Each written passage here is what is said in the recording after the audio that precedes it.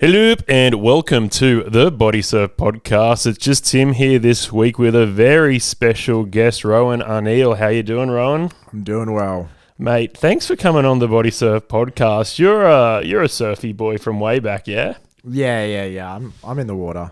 I'm in the fucking water. I've been seeing you get in the water lately and it's excited me a lot because you've been surfing one of my favourite little beaches.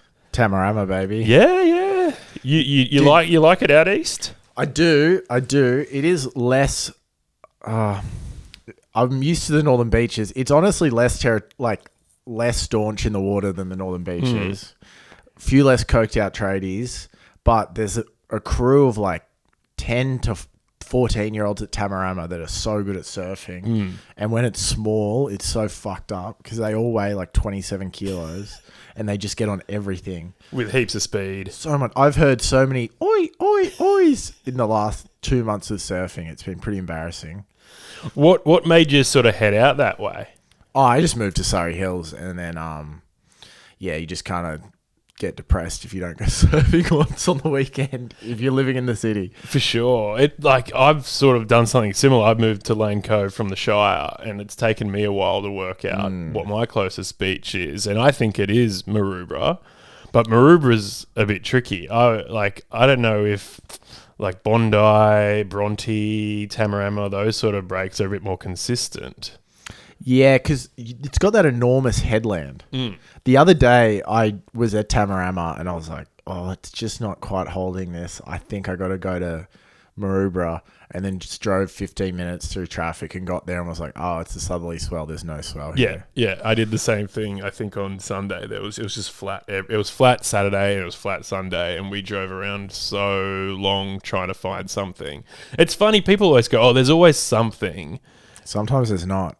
It really, like the South Coast pretty well. Yeah. Like that's where you can always find something, I think. But you have to be prepared to go on a bit of a journey. Dude, but you can lose like an hour and a half because everywhere's far away as well. Yeah.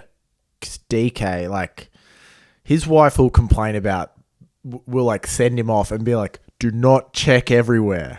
Petrol costs money. Petrol does cost money. He's not putting it on the company card? Maybe he is now. By the way, DK is Dylan Kelly. Dylan Kelly, world famous. I'd love to say friend of the show, but he hasn't been on yet.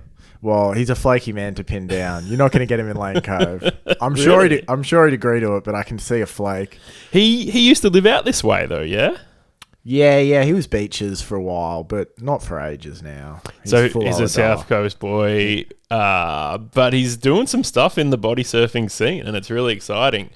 We've been talking about him a little bit on the podcast. You've been mentioning the king? In preparation of you coming on, we wanted to sort of just set the scene and be like, all right, Rohan's coming on. He's just going to talk about Dylan Kelly the whole show. For sure, bro. So I found out that his favourite food... Why don't we play the newlywed game? Okay. You pretend you're married to Dylan Kelly. What is Dylan Kelly's favourite food? Fuck. Well, that's like so hard. That's one of the hard... Because he does love just all food. Is it Middle Eastern in flavour? I'm going to narrow it down. It's a dessert. It's a pastry. A pastry. He's French. What sort of pastry? It's very French, I think. Is it a chocolate croissant? It's chocolate something. Chocolate. He loves Nutella. He loves chocolate. But he also loves savoury, so it's so hard. I have no idea. See, I'm not sure. He might have... Chocolate mousse? Ooh, it's not mousse. It's a chocolate eclair. Oh, he's such a decadent little fucker. And I've actually got two. Oh, really? In celebration of chocolate the king? Eclairs. Oh, my God. Mate. This is from a patisserie called Christopher's Cake Shop since 1955. Yeah, on behalf of Dylan Kelly. Yeah, have a crack. Big Pharma has not touched this, mate. So how did you meet Dylan Kelly? We went to school together, brother. Oh, cool. What school was that? Backyard Boys, baby. Yeah. The closest one to my house. Was it a private school? No. Okay. No. It always freaks me out when public schools aren't co-ed. Yeah, it's a beaches thing for some reason. They split a bunch of them up in the 60s when more people moved, and now you just... I did classes at the local girls' school. Right. But yeah, it's not good for people. Was it because the boys were heaps naughty they split them up, or was something else going on? I have no idea what the idea was, but I don't think it worked out for anyone. I think the boys just got naughtier. Yeah. What classes did you take over at the girls' school? PDHPE. Oh, yeah. Yeah. And we used to be allowed to hang out in the school before our classes. And then my friend rode a skateboard through the school playing guitar with a bunch of year 9s following him. And then none of us were allowed in. But it was good because there was a woman that worked at the canteen that if you were a boy, you could just go up and be like, what can I get for this? And she'd be like, oh, I don't know. And just give you food.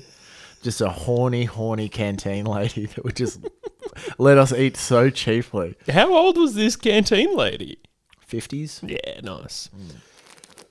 What's your go-to canteen order? Fuck. What is my... Mate, a chili chicken tender wrap and a pink donut, probably. Yeah, and with a chocky milk? Nah, I don't... Look, we're already breaking the bank at that. Like, I don't have 11... Like...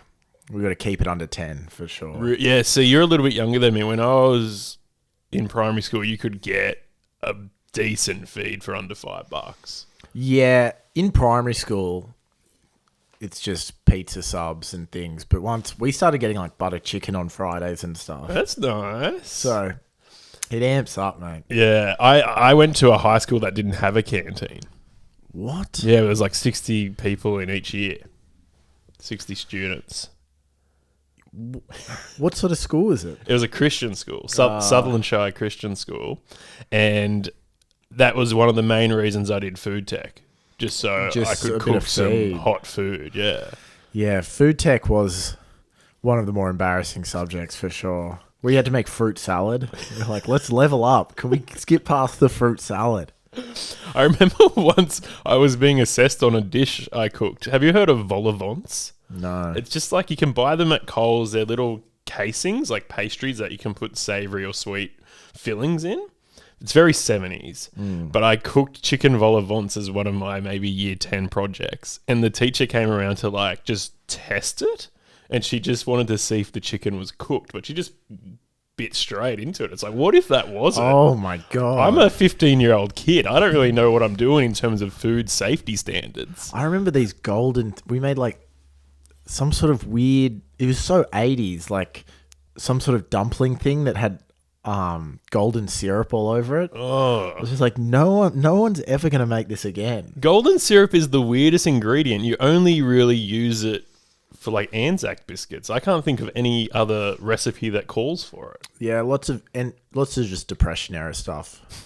The Bathurst excursion, when you cook damper over like on a stick and then you fill it, put golden syrup in it. What would be like 10 years supply of golden syrup for a family just then? You just like pour it in the middle and be like, oh wow, it was pretty good during the gold rush. Is that... Yeah, we went somewhere and like we could pan for gold. Yeah, Bathurst. Was it Bathurst? I thought it was like Goulburn or something. Oh, it could have been. They're both shitholes, actually. I've not been to Bathurst, that's all. Besides surfing, are you into any other sports where you're playing a bit of... I played basketball. I played rugby league for school, rugby union on the weekend. I thought it would have been the other way around. Okay, so you went to a league high school. Yeah, but that was always intermittent, and we slayed. It was so good. And then primary school, it's PWSA league. And then I played soccer when I was a child, and then everyone in my team just moved to rugby union. So you just moved to whatever. Why was there such a big rugby union boom out this way, or has it just always been a rugby union town? Well, I would not... People from the Northern Beaches would not consider Lane Cove anywhere close culturally. Or any of the... People from the North Shore often refer to the Northern Beaches as the North Shore, and it's disgusting. Is Lane Cove considered to be North Shore? It's not like... It's obviously not Northern Beaches. We're very far from the beach. But is it North Shore? I don't know. I would consider it, but I consider this entire mess the North Shore. I only knew about the Lane Cove because of the tunnel. That's all I'd ever heard about it. But I think honestly, just whatever the like 04, the Wallabies were just pumping. Yeah. The Wallabies were just on. So for an area that was always rugby union, rugby league, I live in Surrey Hills now, so it's all Swans supporters when there's Swans games, and I'm trying to embrace them, but I am having a difficult time. Did you watch the game on Sunday? I've never watched a game. I was watching it at a pub just in the corner of my eye. The Sharks were also playing, so I was watching that on my phone, and the Swans look real good. They're taking some really hectic marks. But AFL just frustrates me because they miss so many more kicks than they make. They miss so many. And also, when they do make one, it doesn't seem to me to make an enormous impact on the game. Like when someone scores a try in rugby, it kind of ticks over. Like you're suddenly, you're fucked. But now, I don't know. I'm trying to embrace it because I'm in my new area. But I'm fighting with about 27 years of everyone that you know calling it lame. I love that assimilation is just putting on a red and white scarf. I'll never put on the scarf. Actually, I found a scarf on the street, but I went once with like my friend's older brother. To the SCG. Yeah, in members, and everyone we were with was just so toxic. Private school boys, and I was like, this is not for me. These guys are... I got shown a naked photo of Stephanie Rice like very early on in the evening, and I was like, this is fucking not for me. This is putrid. I've only been to the members once, and it was for a Sydney Sixers game. Very different feel. Very, very chill vibe. I actually went to a lot of AFL games growing up because my one of my best mates' mum was a lesbian, so they get around it big time. They get around the AFL. Oh, big time. I didn't know. Yeah, enormous. But we mainly just kick the footy outside. As in they're supporters of the game, or they play it, or both. Yeah. I was seeing a woman that plays AFLW or whatever, women's AFL local club, and I asked her what is the percentage of straight women that play AFL, and she was like, just straight. I don't know, like 20% of like 3 teams. Right. So yeah, the community's around it. I found an AFL scarf on the street that was the rainbow flag as well. Yeah. So I do wear that sometimes. Yeah, nice. Only when going out to brunch with my friends. Yeah, at the Dove and Olive. Yeah. Does a nice brunch. Does a nice brunch. Does a nice IPA on tap for $28. Yeah, I can't afford the area I live in a lot of ways. What made you move to Surrey Hills? Oh, sick of getting in the car for gigs. Okay. These weekend gigs. I forget you're a bit of a gig pig. I'm about, for sure. But yeah, too many trips over the Harbour Bridge. Yeah. And then everyone I knew from the Northern Beaches no longer lives there. So also, what are you doing, mate? Yeah. I just want to quickly touch on Dylan Kelly before we move away from him. Oh, he's coming back. He's a top... Okay, it's the motif of this episode.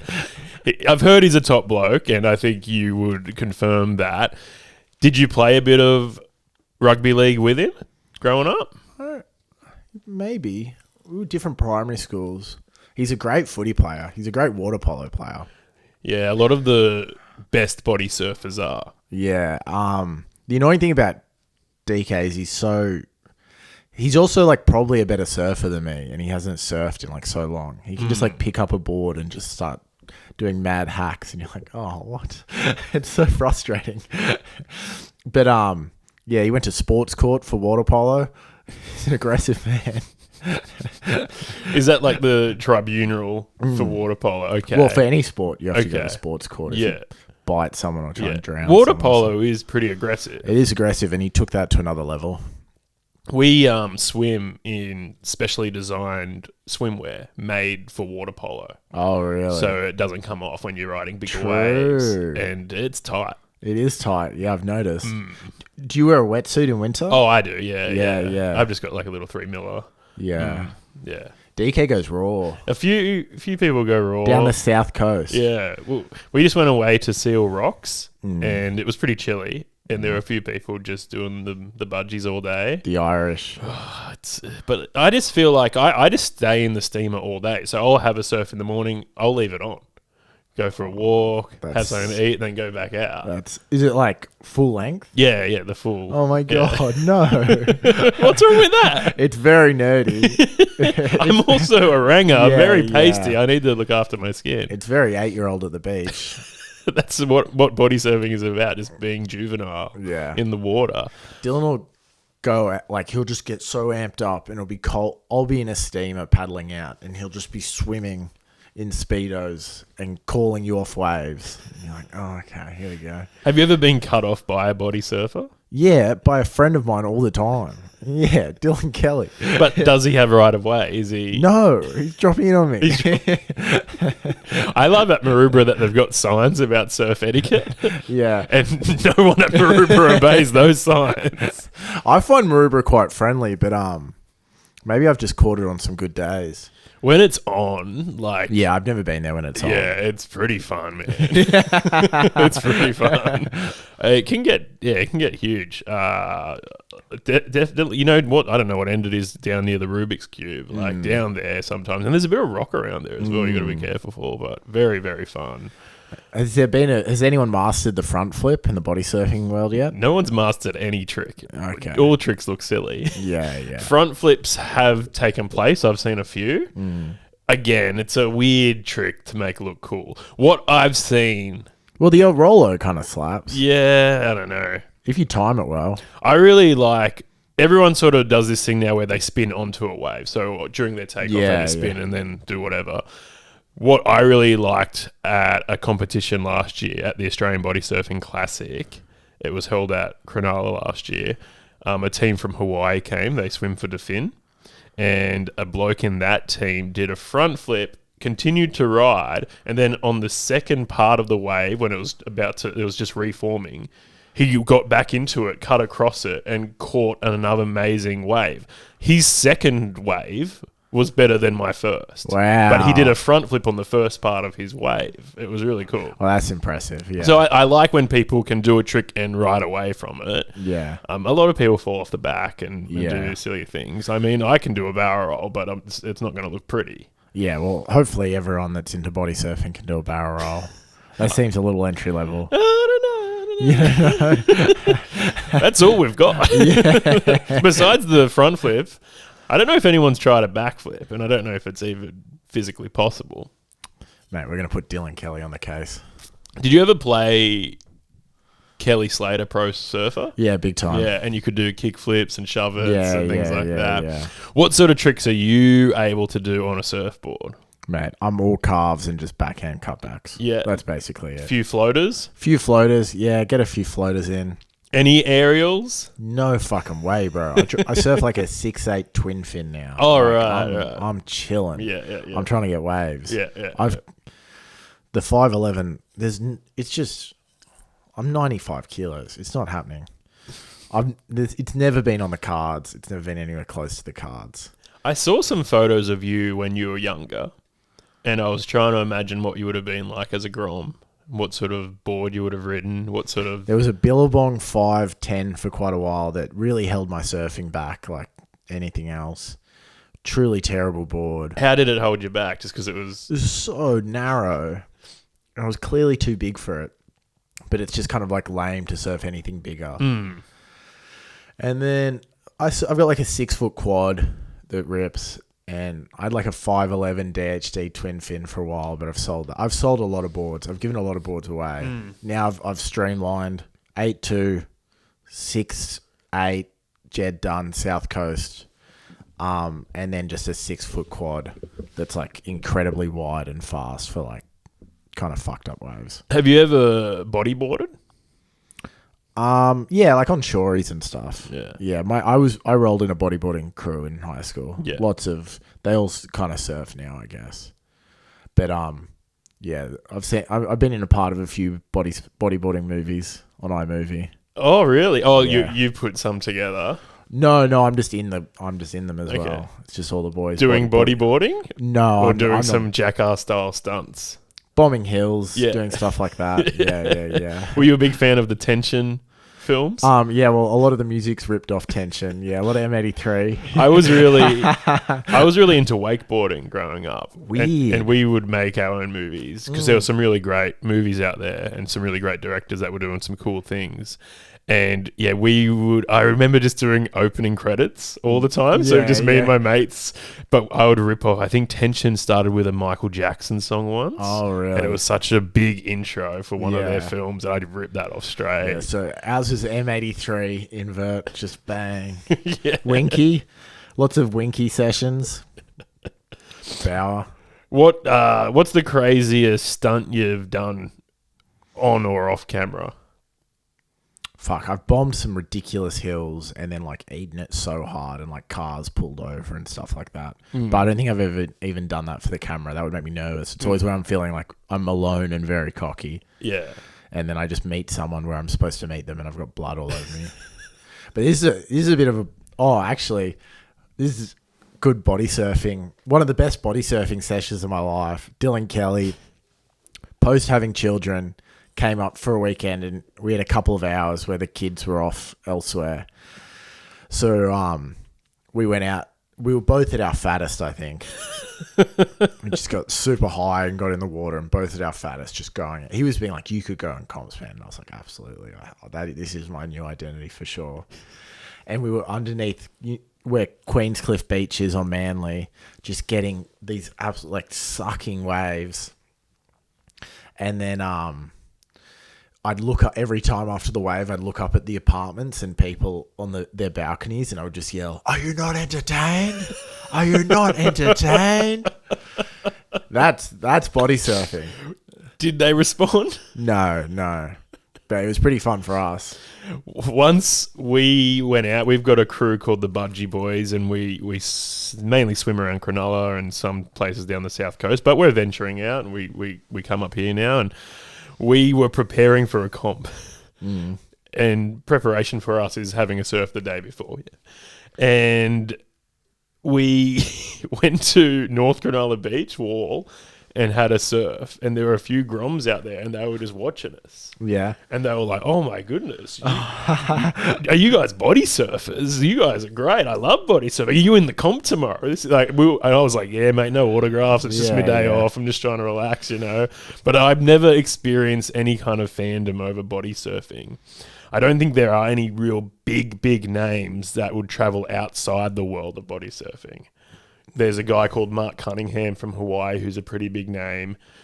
And then there's people who are kind of like surfers or bodyboarders that dabble in it. So like Kelly Slater has a bit of a body surf. Yeah. Mike Stewart has a bit of a body surf. Body surfing's great. It's so much fun. I love dolphining it. Yeah. Dolphining it's great. I was trying to work out what gear you might have. Like if you're a surfer, you dabble in the boog here and there. Do you have a pair of fins? I don't at my house. I got the same size foot as my dad, so I'd use his fins. What does he have? Mate, I don't. If I'm body surfing, I'm not using fins. I've thrown down the board and I'm heading out to a shory. Okay. I love shoring it up. Just bang, just pulling out right before you break your neck, and you know when you pull out and you come out and it just pulls you back so you're standing on your feet. That's my drug in the body surfing world. It's just big shories that you pull out of, and then you just land on, you get pulled back onto your feet. That's it. Have you ever caught a non-shory? Probably, but it's a bit slow. to be fair to the listener, it is quite slow to not be on a board with buoyancy. See, I've got a few hand planes, and I'm not really a hand plane kind of guy. I like going out just with fins and just trying to hook it and catch some big waves or some big shories or whatever. But I've been playing around with this new hand plane, which I actually gave to Finn Padman, and I should have kept it for myself. But it's called a skipper, and they make a few different shapes, but the one I like is the shape of a bodyboard, but it's, you know, the size of your hand. Oh, that's nice. But it flies. Oh, it's so quick. And I think that's sort of where the sport needs to head. Like there's these things called pipos, which they're just like really big wooden bodyboards, and people kind of surf them like hand planes, but they look more like a bodyboard. There needs to be something sort of in between where you can make the transition from boogie boarding over to body surfing, which most people do. I think a lot of really good bodyboarders eventually give it up and they just want to muck around in the water because it's a pain waxing up your board and taking all the gear. And did you ever have the old SDS bodyboard bag? No, I've always just used other people's bodyboards. I don't know. It's nice to get waves though. Yeah. So it's like, I don't know. I think you're overselling how much of a pain it is to have gear. Well, that's the funny thing about body surfing is there's so much gear involved now. Really? Yeah. Because I see this bucket of gear here. So we have a segment on the podcast which is what's in your floppy bucket. And it's just what sort of gear do you like using? And body surfing, I think, originally started to sort of strip it all back and it was just going out all natural like you do. And then people got a little bit excited. Do you see the big yellow and blue foam board? Yeah. So that company is called Slide Handboards and it's owned... Well, it went on Shark Tank in America. Really? And Mark Cuban and Ashton Kutcher invested in it. So how's it doing? Doing okay. Yeah, doing well. That's hilarious. So we get the distributor, the Australian distributor, on the podcast sometimes, and he lives in up north, like in the Gold Coast sort of thing. And they make some. But that was the pitch on Shark Tank. It's like, hey, if you don't want to take your board to the beach, just whack this in your backpack and you're good to go. Yeah, that's not a bad pitch. If you're a bodyboarder, I guess. But you still need flippers. Yeah. You can't ride a hand plane without flippers. Yeah, you do need flippers for sure. Well, flippers is half the fun. You've never had a pair. Have you worn? You said your dad had something. What were they? Scuba Steves? No. Those like bodyboarding ones that are like a weird, like a Churchill or like a similar shape blade. The blade, I think the all black blade. Nice. That's what I roll with. Yeah. Did they really eat into your feet? Yeah. They're horrible. So I ride hydros, and they're made out of silicone, and they're super soft. But people say they're not that powerful. But I'd rather comfort over power. But you've got some big legs on you as well. Yeah, they can. I use a lot more of my arms than my legs. I don't like kicking that much. Well, it's a good thing you've got the shittest flippers in the game. It seems like everyone. Yeah, no one else uses them. I think I'm the only one. Have you reached out for sponsorship? There was word. There's a guy who came on the pod a while ago, and he has the patent for a few things. And he was looking at getting them and then distributing them through like supermarkets in Australia. So you could buy these, at your local store. Seems like a reach. How often are people buying flippers? It's not really an impulse buy, is it? No. I did a lot of research before buying mine. Yeah, imagine being at the service station and being like, you know what? Yeah, I could get into body surfing. Bit of flippers, mate. Not too bad. I used to bodyboard a little bit, and I had the Manta blades. I don't know if you remember the Manta. They were a bodyboard company, and they really, really hurt. And I would wear flipper socks and put Band-Aids on and everything. Yeah. And I love the silicone fins now. They're amazing. So how big is the wave? Like, how big is too big for you to body surf? I once went to Foster with my mate, and who normally co-hosts this show with me, Owie, and we went out, had a great surf on the Saturday. We went back out on Sunday to have a look, and it was looking pretty...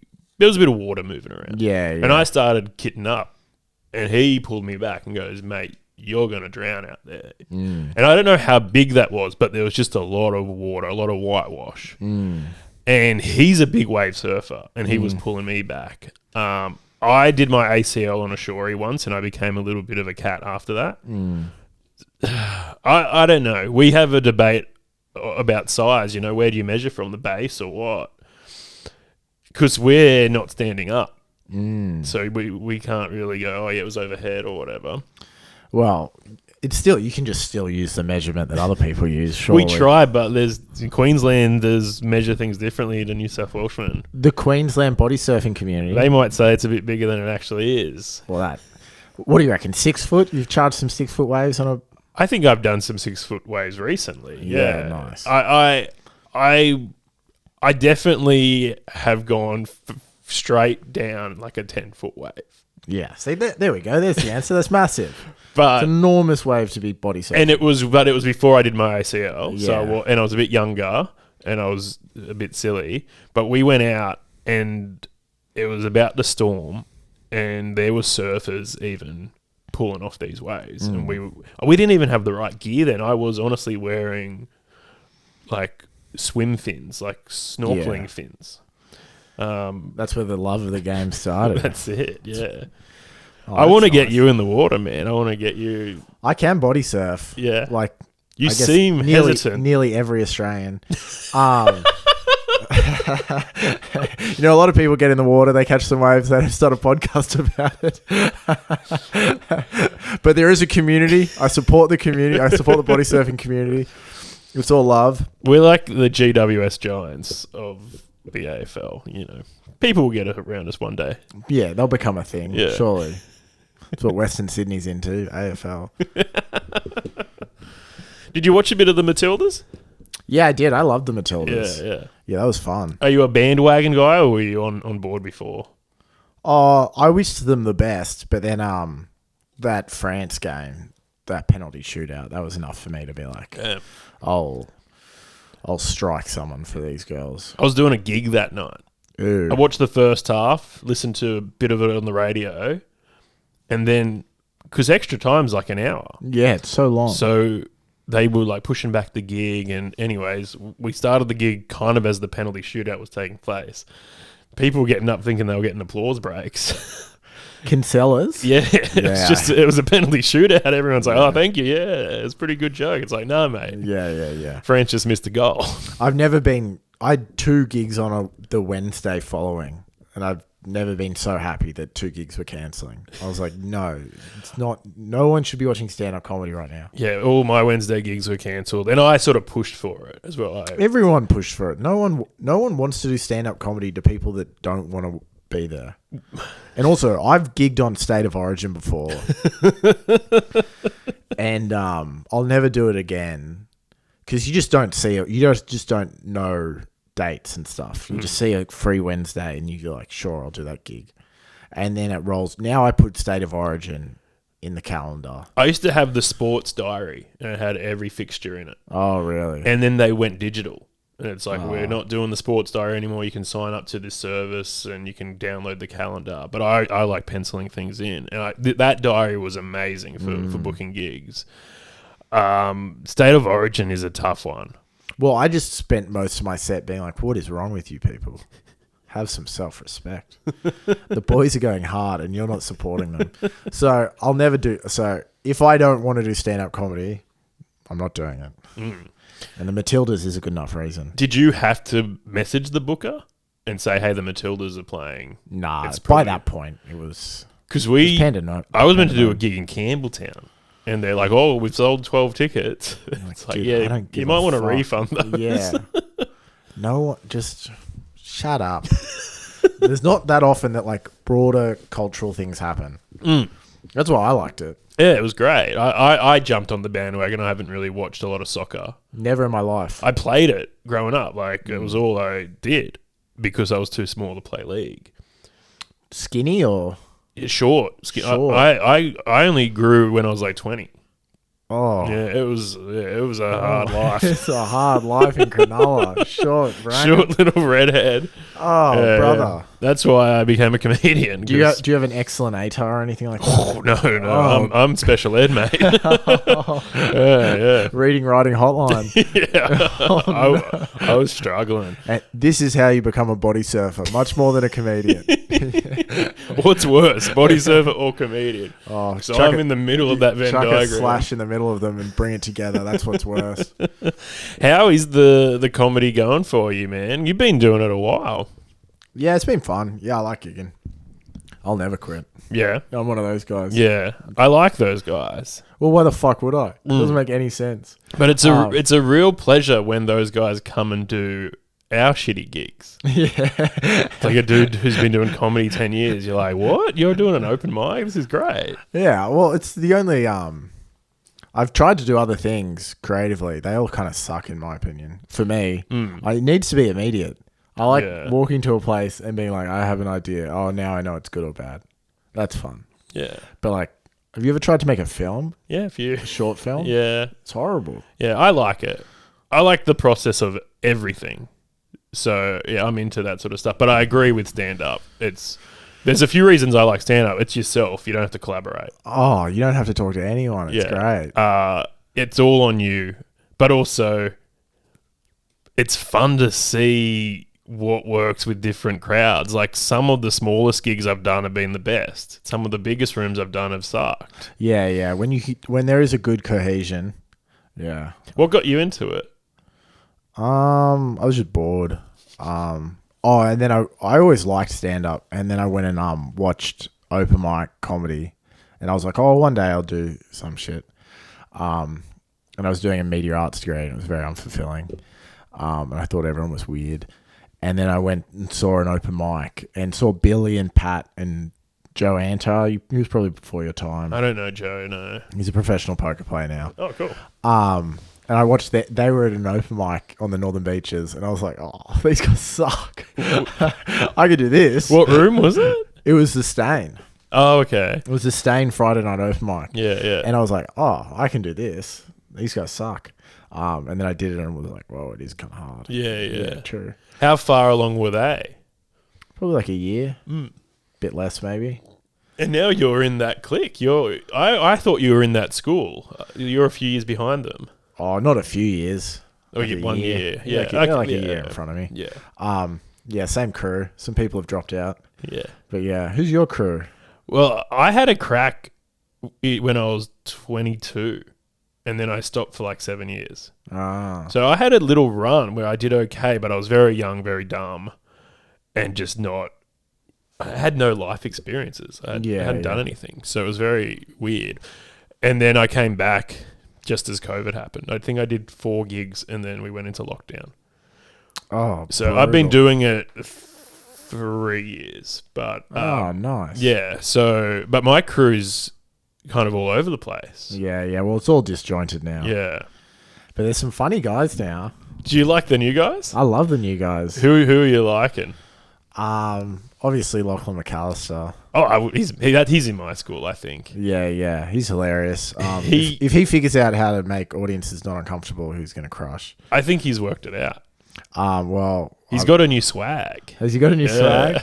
Really? He actually, when I got back into comedy, my first gig was at the Chippo doing Sticks and Stones, and I was in the bathroom, just going to the toilet, and he was just pacing, going over his notes, like really not doing well, like a lot of anxiety, a lot of stress, and I'm like, oh, it must be his first time kind of thing. I think he had done it a little bit. And he just came up behind me and started giving me a massage. I'd never met the guy before. I'm like, shouldn't I be giving you a massage? You look really tense, bro. Yeah, I like that whole crew. But have you seen the new guys? Have you seen Mickey? Is he really tall? I don't know. He's a young American. Is he the autistic guy? Yeah. Yeah, I've seen that. I've seen him before in a weird way. You'll probably see him tonight if you go to Scruffy's. Yeah. He makes me laugh. I don't know. I just like going. I haven't been to open mics in so long. It's hilarious. It's fun. Scruffy's is my favorite open mic for sure. That Sunday one also. Well, that's turned into a And I mustn't have gone on great nights because it's always been a small audience when I've been there. Yeah, it's skating distance from my house. Yeah, how good. So yeah, you can just appear to 40 people and then just disappear and be like, back to my... Do you like just smoke bomb and doing the Irish goodbye? Well, I do not stick around at shows. I've seen you stick a few times when your boys are there. Yeah, well, I also work early. On a Saturday, I'll cruise. I'll roll in. If I've made it through Saturday and I've gotten to the gig and I've done stand-up and I haven't gotten high beforehand, then it's just time for celebration. And I'll just get stoned and stick around. If I've made it through a weekend day and not smoked weed before doing stand-up, look at you go, mate. You were at my little room the other night, Sweeney's, and you're hanging up the back near the pool table, and there was a few acts on stage, and you just yelled out, "Are any of you cunts not weed?" No, I said, can't you cunts just be normal? It was like the second person to like do a fake anger at the audience member. I'm like, Jesus Christ, boys, I'm trying to work out some new. Can you boys just be fucking normal?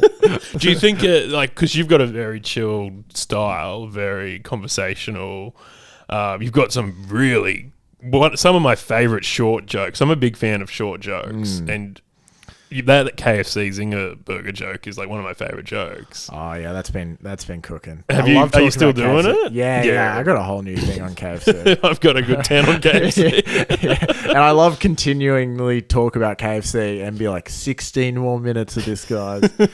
Nah, I got a fair amount on KFC because you're sober, so food must be an enormous part of your life. I love food. Yeah, it always has been. I wanted to be a chef. Yeah, that's sort of why I got into media, because I wanted to be a chef, but I thought, oh, that's a bit hard. Maybe I'll work on cooking shows. Oh no! And I worked on a few cooking shows, and they're not fun. They're not fun. I think you're better off being a chef. Yeah, working in a good restaurant. Have you ever watched the Cook and the Chef? Oh yeah, I love that. Yeah, I think that's one of the funniest shows in history.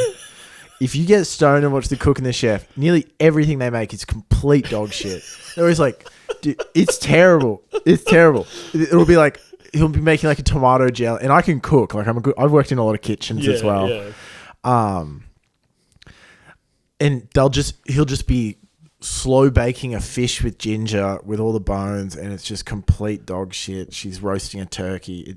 It's so bad. Yeah. And nearly all the time before he tries it, he goes, "Oh, I'm not so sure about this, Maggie. I don't quite know what I've done here." Like, it's such a terrible. Because he was like the head chef of the Hilton Hotel Adelaide. Really, that was his claim to fame. That's how he got on the telly. And it's such a weird way, because now it's like you've got to go on MasterChef or My Kitchen Rules. Well, you've got to be a better cook a lot of the time as well. Cooking has gotten way better. My sister worked at Video Easy, and I would just rent Wayne's World 1 and 2 and Jamie Oliver DVDs and just watch those over and over. So calming. Again. Yeah. I love Jamie. I think I've got actually in the kitchen, my auntie works at the Opera House, and Jamie Oliver did a demo there. And she took some of the like wooden spoons he used. So I've got like Jamie Oliver's spoon. I'm a massive Gordon guy. Oh yeah, I'm a huge Gordon Ramsay head. If I could have lunch with nearly anyone in the world, it would be Gordon Ramsay. I do enjoy some of those. What are the shows where he just yells? Kitchen Nightmares. Yeah, there's a lot more to it than that. You'll find. I've seen him cook. I love that clip of him cooking on Conan with Norm Macdonald. Yeah, that's great. That's hilarious. He's actually got great recipes as well. Just cuts to the bullshit. Whenever there's something I want to sort of just know how to do well but simple, I like Gordon Ramsay doing a beef burger. Yeah, I'll just watch those quick clips, and they're really helpful. Yeah, that's cool, man. What sort of work did you do in the kitchens? Oh, a lot of cafe work. Then in America, I worked in like a 300-seater brunch bar. Jeez. I was calling dockets in Spanish. Yeah. Because everyone was El Salvadorian. So I'd just be going, it would be a 3-hour wait for a table. So you'd just be overrun with tickets, and you'd just see the line outside. Did you do comedy over there? Yeah. I was doing stand up. That's awesome. And I'd just have to go, dos pollo con papas, and just get greasy looks. Did your act travel well, or did you have to change I refused to mention that I was Australian at the start, which was not a benefit in my act. But just because so many British comedians come over here and they just have this writing exercise where they draw a big line on a wall and do Britain, Australia, and then just kind of run through topics. Yeah. So I was so like knee-jerk to being that at the start I did not mention that I was Australian. And then someone was like, "Mate, they're trying to work out your accent. You got to tell them that you're Australian at the start at least." And I was like, oh. I think it did kind of travel, but I think I just started doing new jokes anyway. Yeah. Because you just started open mic level again. And then a lot of my jokes didn't travel back here. Heaps of them. Because a lot of the stuff, also it's like observational. Yeah. Like my best bit over there was that like Uber drivers are always just trying to convince you of like their other thing.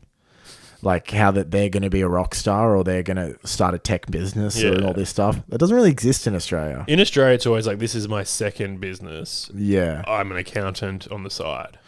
Or just a South Asian dude that doesn't really talk. Right. They're trying to like, I'm going to be a fucking movie star one day, man. You should follow my ska band on Instagram because it was Austin. And you'd be like, oh my God. There's a lot of ska music in Austin, Texas. Oh, it's just a lot of people trying to make art and not much of it good. I'm a big fan of ska music. Well, I'm not. Not many people are. It's like body surfing on music. What's the most mainstream thing you're into? You're into the NRL, I guess. Yeah, I like NRL. I like pretty regular stuff most of the time. Yeah. I love stand-up. Stand-up's super mainstream now. Who's your favourite... Actually, before I ask you who your favourite comedian is, do you think it's hard following a weird act? No. You like it? Yeah, I like it. Because you often do, I think. Yeah, I love it. But that's what I thought you were getting angry at. It's like, I've got to fucking follow Alan Fang. Like, he's just doing silly stuff and then I'm going to get up and talk about KFC. And no, I don't care about that at all. No. I just don't want people to yell at the audience. Well, people can do whatever they want. I'm just always going to tell them that they're being a weird cunt. Yeah. I like Alan.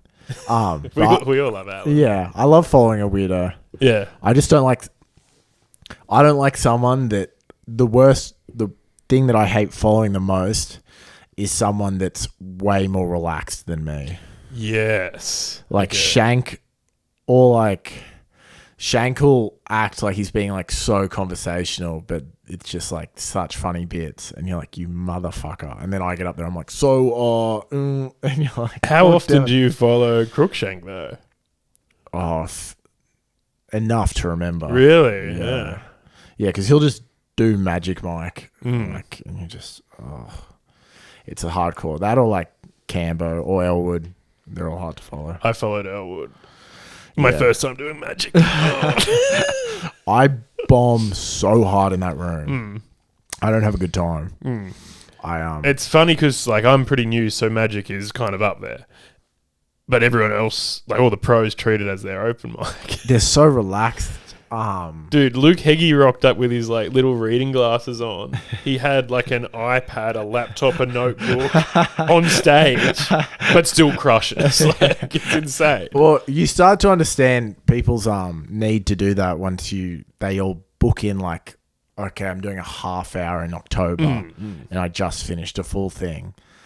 Because I've been prepping a show, so you forget all the doing well in the room, and you're like, I actually need this 12 minutes to get unbelievably better, otherwise I'm fucked. Yeah. So you forget about like, it doesn't matter if I crush, it doesn't matter who I'm following or who's going after me. You don't worry about the show, you're just worrying about like gathering your material, making it work, getting it tight. Just trying to get it good for people that have paid to see you in 4 weeks' time. Yeah. Jesus Christ. What is your preparation method? Oh, just try and break it into sections. You write? You do it on stage? Yeah, I guess I would love to say that. Yeah, I think I do sit down, but then most of the things I just think of later. Yeah. Yeah, there's not a whole lot of method. Okay. And yeah, I think it goes between being very lazy and then being kind of proactive. How's the show looking? It's coming up. It's pretty fresh. Yeah. It's pretty fun. There are a lot of days where I'm like listening to Jack Harlow being like, oh, this shit's fire. And then there's some days where I'm like, how is this? This is not an hour. Oh, yeah. That's the fear, mate. You got an opener? Yeah, I'll get Billy to open.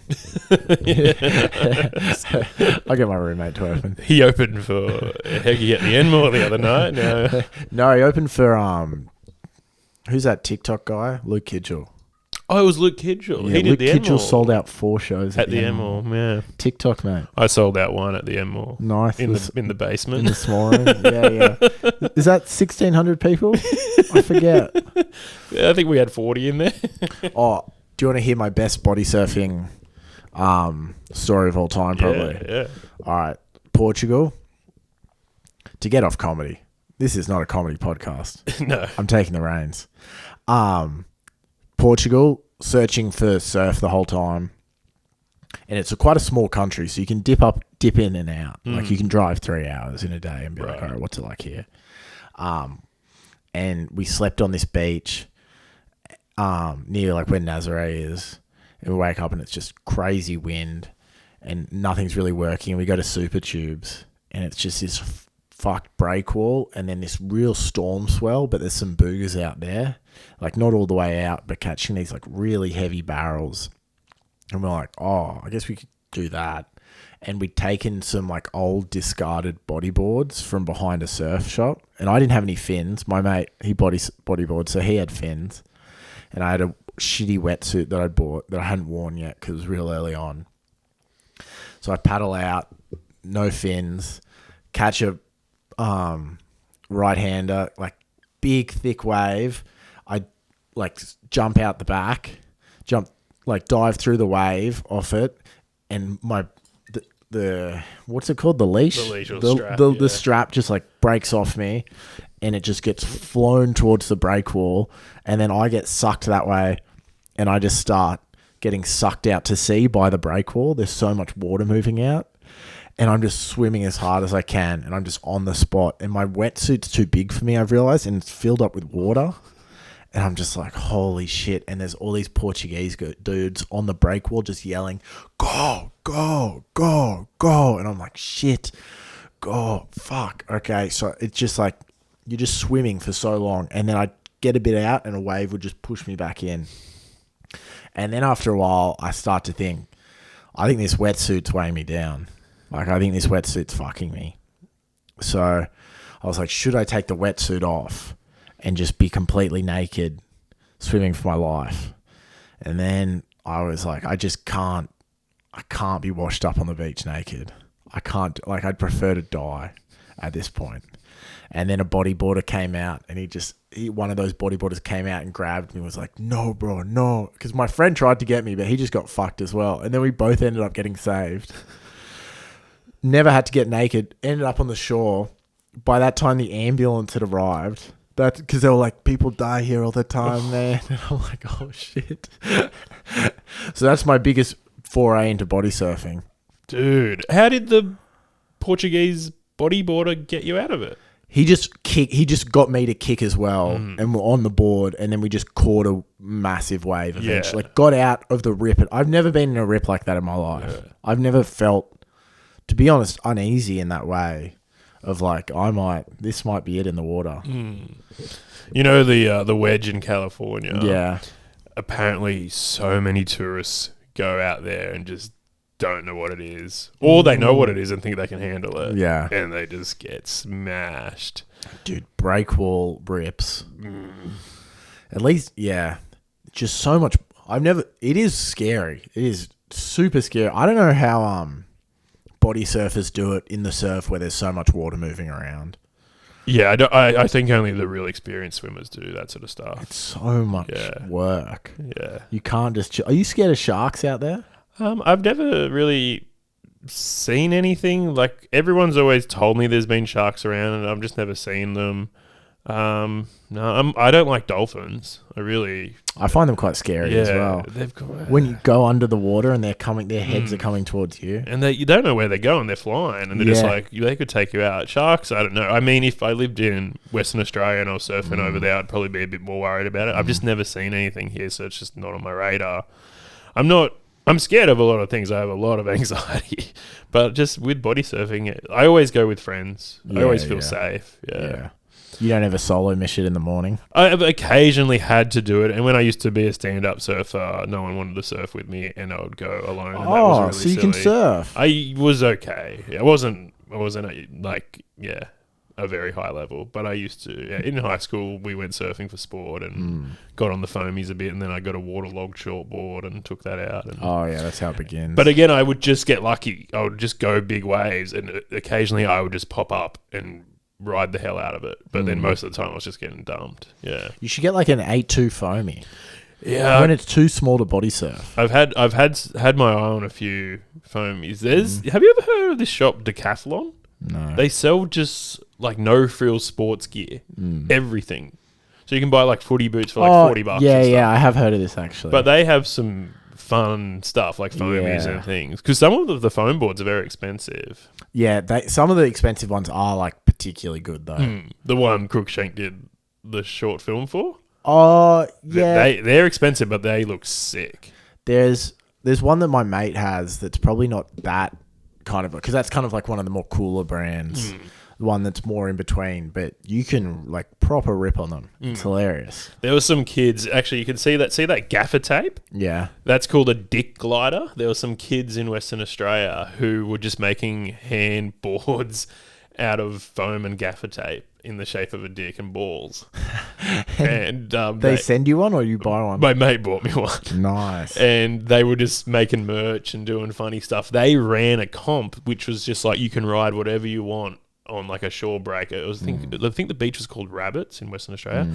And they got up early, all their mates went, they organised it, they did a social media campaign, and then it was just like the biggest sort of bombs on a foamy. That's And there was sick. some really fun footage coming out of it. Dude, that's fresh. That's my pro model hand plane, the dick glider. Nice. Apparently the balls drag really badly in the water. It's hard to get on a plane. I've never used it. It's in mint condition. All that stuff is all for show. I don't use a lot of it. Yeah, nice. It's just for the cubby house. If you were to get a board, like a hand board, what sort of board would you like? I don't know. Or are you just so used to your El Natural style? I think El Natural is the way to go. I get some DMC fins to support Dylan Kelly. Dylan's sponsored by DMC. We've got to get him on the pod. Maybe you can come back, co-host the pod, and interview him. Yeah. Or do you not want to be associated with him as? No, I'm very happy to be associated with Dylan Kelly. You'll just never lock him down, mate. We'll get him. Maybe at a comp somewhere. Yeah. But 2 businesses and 2 kids. Yeah. Try locking that man down. Yeah. A Dylan Kelly surf check. If you ever go surfing with Dylan Kelly and you haven't seen it, he'll run back from the beach and be like, oh, absolute, like these right-handers have come through. Then you come around the corner and you're like, oh, it's shit surf. Okay. He oversells hard. Well, he doesn't oversell. He believes that. Oh, really? He's just got so much froth in him that he's just so excited for this little closeout down in the South Coast. His absolute clear closeout. Just, oh my fucking God. Because we have some guys in our crew who, if it's like not bigger than 4 foot, would be like, no, I'm not touching it kind of thing. Wow. Nah, DK takes everything. Yeah, I like that. I respect that. And I'm all about trying to do that a bit more. Well, I went out like this weekend. It was just so flat. It wasn't even worth getting in. I came back and had a spa. Well, you went for a swim. No. Finn and I played golf. Oh, okay. And then we drove to Tama. Yeah. Had a look around there. Drove to Maroubra. Had a look around there. Just nothing. Time. But it's like, do we try one more spot or do we call it? I don't know what the other spots in the east are. I haven't sussed it out at all. Like, what's Malabar and stuff like? There's like a swimming beach, but there might be like another. I look at it on maps. I have no idea. There's some, like, we used to surf Bundina. Well, Bundina's sick. Yeah.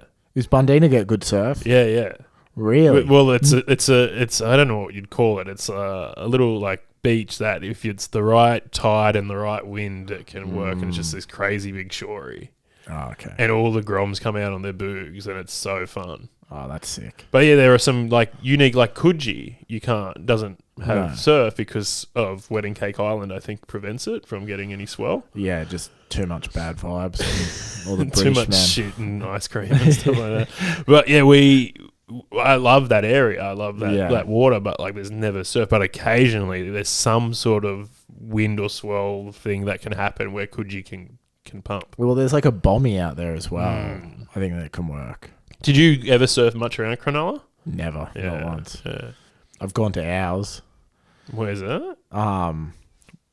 They have the Red Bull Cape Fear comp there now. Oh, right. That's the most surf I've seen at Cronulla. Yeah. Watching the Red Bull, just big wave surfing there. Yeah, nice. So you never looked at Shark Island or Never. Point or anything? Yeah. No, it's just so far Yeah. to still be Sydney. What are your favourite beaches? In Sydney? Yeah, probably Tama. What are your favourite beaches out north? Out north, Queensy, the north end of Manly Beach. That's where I surfed for a long time. North Stain, the middle of that. Freshy's fun. I don't really like Curly. What was the beach you were talking about before where you used to live? That's Queenscliff. Okay, yeah. Because of the Bommy there, it's got real good breaks. Yeah. It's always got a good beach break going on. Yeah. And same with North Stain. And then I like Bower and Wink. Well, Bower when that's working. So it's kind of like a thick point off Shelley Beach there. Mm. And then I surf Freshy. And I don't know. I don't really fuck around more than that. Yeah. I have my places. How often are you getting in the water at the moment?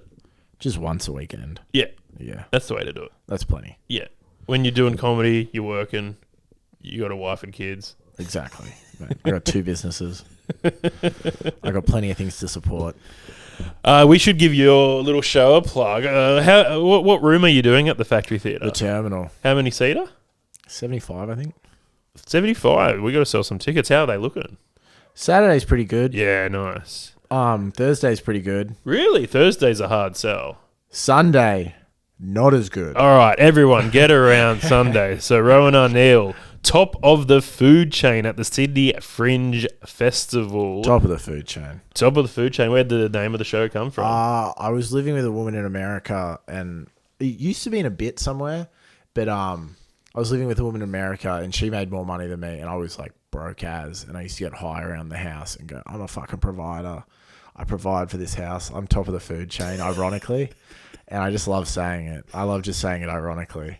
I love just being a woman that's older than you and makes more money than you, and you're like, I'm a provider. I'm a fucking provider. I'm top of the food chain. You're so lucky to have me. But the joke isn't in the show? I don't think it is. That's good. Yeah. It's like the ultimate misdirect. Everyone's waiting for this. Oh, there used to be like a bit about how my sister complimented me. She was like, you're a very powerful man. And I'm like, thank you so much. That means so much coming from you. And she's like, no, you're like part of a powerful system of white men. I was like, oh, right, true. Sorry. I thought it was a compliment. But I thought I was top of the food chain for a second there, but I'm just I should be doing better. Maybe it could be your little like tagline for every joke. Like Bernie Mac. Top of the food just chain. Walking around the stage. Top of the food chain, baby. So, Rohan Arneil at the Sydney Fringe Festival. Top of the food chain. Thursday, the 7th of September, 8:10. 10 past 8. 10 past 8. It's an excellent time. That's a great time for comedy at the Factory Theatre. Then you're doing Saturday, the 9th of September. Don't worry about that show. It's sold out, yeah. Let's just call it sold out.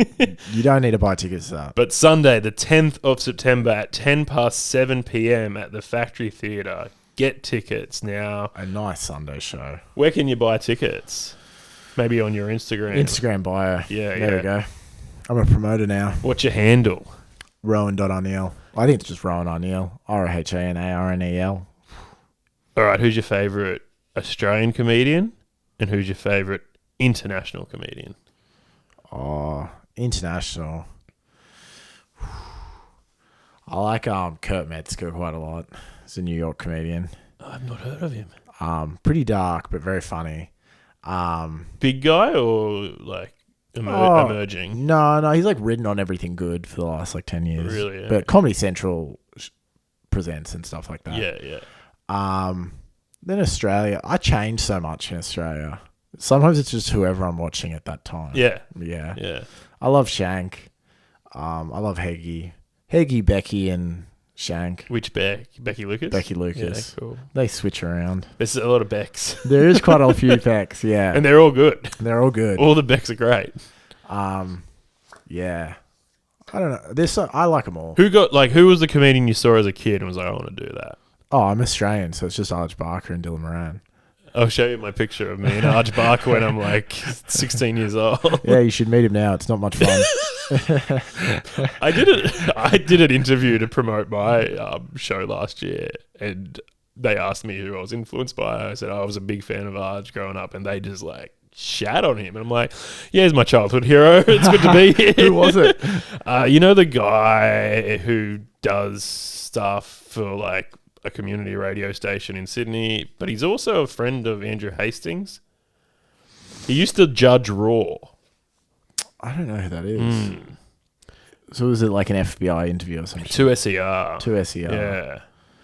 But he's like a real comedy enthusiast. I don't know him. They haven't... Are you doing this through anyone? No. Yeah. Did someone set you up with that interview? Yeah. Who produced you? Well, Century did the booking stuff. It was part of that Fresh program. So Century just sent some things. Yeah, I'd love to get on AM radio. Yeah, that's the dream. That's why we do this. Yeah. I might try and chuck a press release to ABC Radio. Get in my dad's car. You know, I forget his name. Pat. Is it Pat? Paddy G? Not Pat G. He's a silly boy. Pat. Someone works for the ABC. I don't know who that is. He's always on Thank God It's Friday. But he's like an open micer. Really? Yeah. Who is that? Oh, we'll Yeah. We'll hook you up. All right. It's always overhead when you're body surfing. Let's get the fuck out of here. I need to take a piss. Bye.